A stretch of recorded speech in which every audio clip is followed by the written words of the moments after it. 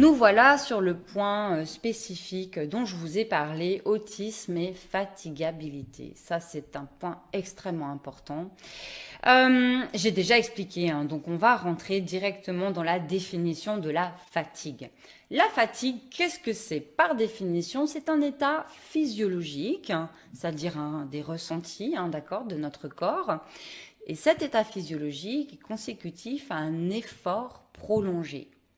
Alors, cet effort prolongé, ça peut être un travail physique ou un travail intellectuel intense pour l'un, pour l'autre.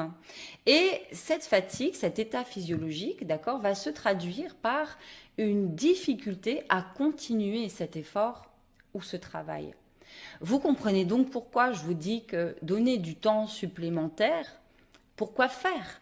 Après tout, alors un petit bout de temps supplémentaire, si je vois que mon élève il est vraiment dans l'énergie de continuer, pourquoi pas, mais méfiance quand même, hein. Certains ont des stratégies de compensation très fortes, puis après derrière ils vont décompenser complètement.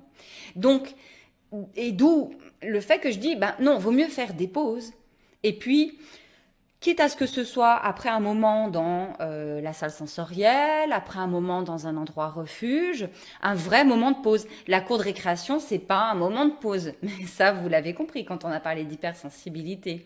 Donc, il faut vraiment avoir conscience de ce que doivent gérer nos élèves, enfants, ados, adultes avec autisme. Tous les stimuli extérieurs, qui sont voilà, en mode bombardement toute la journée, des stimuli aussi intérieurs. Hein. On a vu qu'il y avait quand même des choses qui étaient ressenties sur le plan vestibulaire, proprioceptif, parfois même de la digestion au niveau viscéral. Gestion des codes sociaux qui doivent être toujours réfléchis. Il n'y a rien d'automatisé. Rappelez-vous cette vidéo de Joseph Chovanec, de ce qu'on a dit sur les codes sociaux. Des élèves, enfants, ados, adultes qui peuvent présenter aussi des troubles de sommeil, des difficultés d'endormissement, qui ont du mal à récupérer. Donc tout ça, ça doit être pris en compte. Ça doit être pris en compte d'abord dans les aménagements et il faut être persuadé et avoir comme objectif de se dire plus je vais aménager, reformater, alléger, plus je vais aider mon élève, enfant, adolescent, adulte, à ne pas tomber dans cet état de fatigue.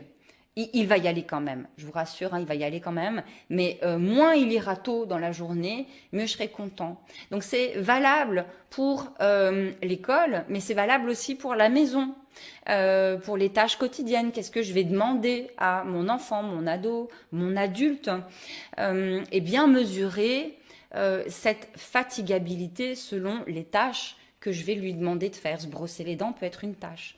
On va en parler juste après sur une théorie très intéressante.